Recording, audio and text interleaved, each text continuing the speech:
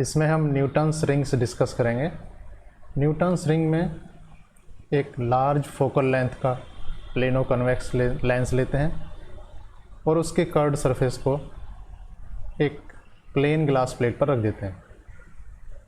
तो लेंस की curved surface और ग्लास प्लेट के बीच में एक एयर फिल्म बन जाती है जिसकी थिकनेस सेंट्रल पॉइंट पर 0 और बाहर जाने पर धीरे धीरे बढ़ती है। तो ये वेज शेप फिल्म की तरह ही होती है। चूँकि कंस्ट्रक्टिव और डिस्ट्रक्टिव इंटरफेरेंस के लिए कांस्टेंट थिकनेस की लोकस ही फ्रिंज का लोकस होता है, इसलिए इसमें कॉन्सेंट्रिक सर्कुलर फ्रिंजेज बन जाती हैं। एपरेटस देखते हैं कैसे बनता है। इसमें लार्ज फोकल लेंथ का एक प्लेनो कन्वेक्स लेंस लेते हैं, उसे ग्लास प्लेट पर रख देते हैं।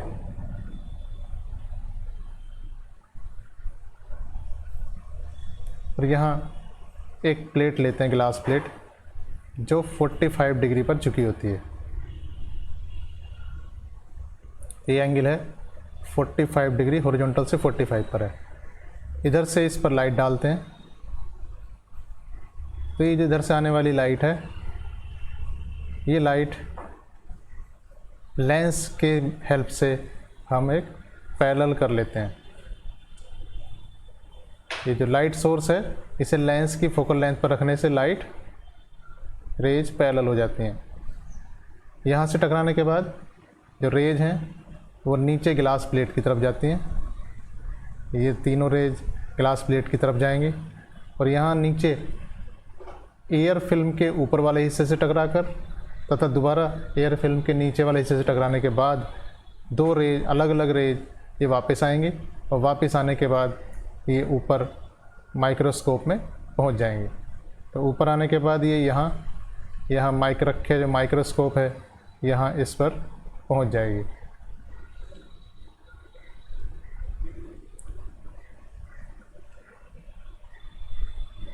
तो ये क्या है? माइक्रोस्कोप है।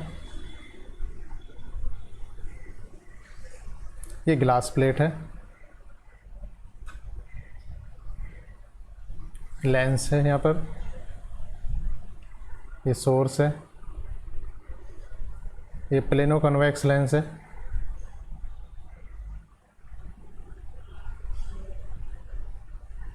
और ये ग्लास प्लेट है। यहाँ से लाइट, सोर्स से लाइट आई, यहाँ से रेज पैरेलल हुई क्योंकि इसके फोकल लेंथ पर रखा हुआ है।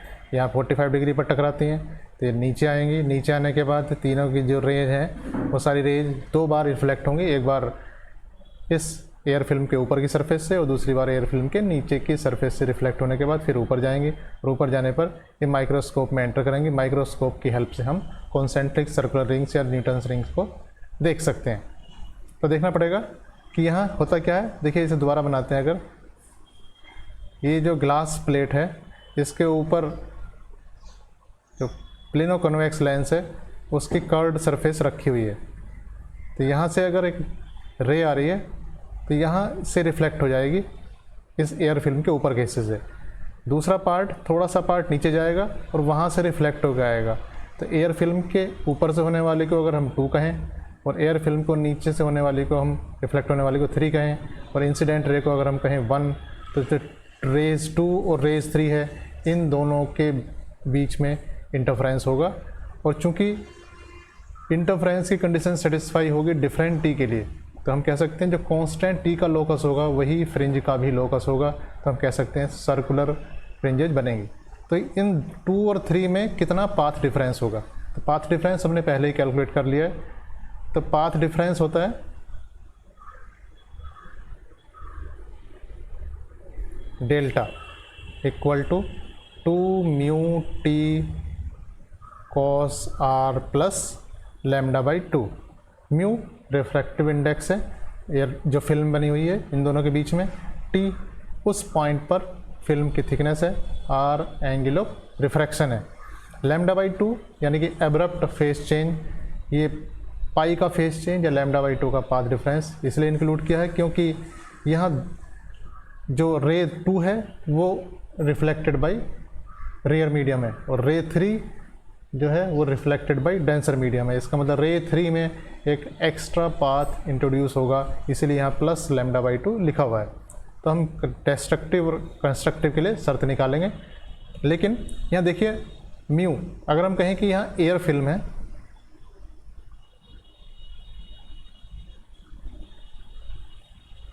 तो म्यू इक्वल टू हो जाएगा आपका 1। हम कहें कि यहाँ नॉर्मल इंसिडेंस है, देखिए यहाँ पर जो इंसिडेंस है वो नॉर्मल है, तो हम कह सकते हैं I equal to 0 normal incidence के लिए, और R इक्वल टू 0। तो cos R कितना हो जाएगा 1। तो इस केस में पाथ डिफरेंस डेल्टा हो जाएगा 2t प्लस λ/2। अब यहाँ जो मेन है कि t निकालना है, जिस पॉइंट पर जो रे होगी उस पॉइंट पर उसकी थिकनेस कितनी थी। तो उसके लिए हम ज्योमेट्री की सहायता लेंगे। हम क्या करेंगे, स्फीयर बनाएंगे। अगर हम इसे 2D में लेंगे तो एक सर्किल बनेगा, और इस सर्किल वही है जिसमें से लेंस को काट कर बनाया गया है। मान लीजिए लेंस है, और ये यहाँ आपने एक ग्लास प्लेट पर रखा हुआ है, और ये ऊपर का जो पार्ट है इस सर्किल से या इस स्फीयर से काट के प्लेनो कॉन्वेक्स लेंस बना है। ये पॉइंट है जहाँ पर थिकनेस आपने निकालनी है। इसे हम ऐसे मिला देंगे हॉरिजॉन्टली, इसे लिख देते हैं G, इसे लिख देते हैं H। इसका मतलब यहाँ से लेके यहाँ तक क्या है, ये T थिकनेस है। तो हम कहें कि ये क्या है, T थिकनेस है। ये पॉइंट ऑफ कॉन्टैक्ट है, ये इसका सेंटर है। पॉइंट ऑफ कॉन्टैक्ट को अगर हम कहें तो यहाँ इसे भी डायमीटर को मिला देते हैं हम। इसे हम कह देते हैं O, ये जहाँ मिलता है इसे कह देते हैं E, यहाँ इसे C और ये D कह देते हैं। तो ज्योमेट्री के हिसाब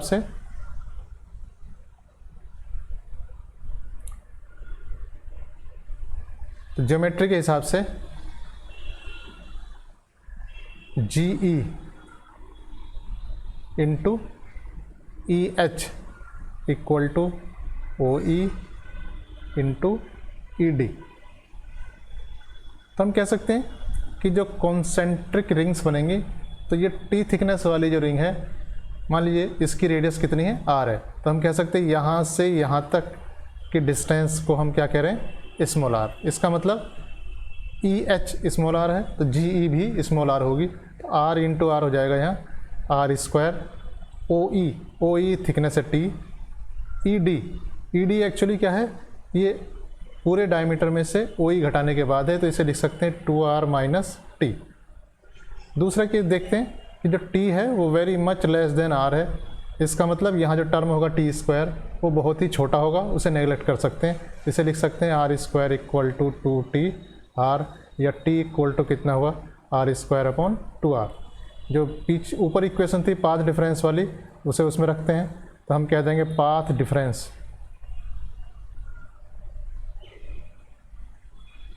डेल्टा इक्वल टू होता है कितना, 2T का मतलब हुआ R² अपॉन R प्लस λ/2।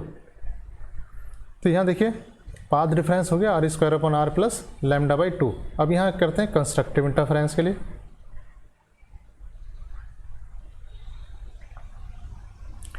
मतलब ब्राइट फ्रिंज के लिए। तो ब्राइट फ्रिंज के लिए जो पाथ डिफरेंस है वो रख देंगे हम n लैम्डा के इक्वल। तो ये हो जाएगा R² upon R plus λ/2 equal to n lambda. तो हो जाएगा R² upon R equal to 2n minus 1 λ/2। तो ये हो जाएगा R इक्वल टू हो गया 2n minus 1 λ/2R under root. अगर हम डायमीटर की बात करें तो डायमीटर हो जाता है, इसे 2 से मल्टीप्लाई करेंगे, अंदर स्क्वायर में जाएगा, स्क्वायर रूट में जाएगा तो ये 4 से मल्टीप्लाई होगा, तो ये हो जाएगा twice 2n minus 1 lambda into R।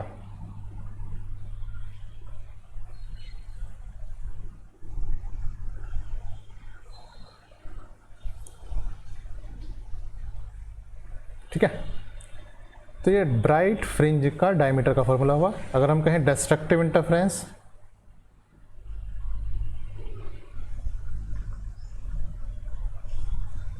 या डार्क फ्रिंज कहें, तो डार्क फ्रिंज के लिए R square upon R plus lambda by 2 equal to हो जाएगा कितना 2n+1 लैम्डा बाई 2। तो हो जाता है R square upon R equal to n lambda, या r इक्वल टू हो जाएगा √n लैम्डा r, और डायमीटर हो जाएगा कितना 4n लैम्डा r। ठीक है, थैंक यू।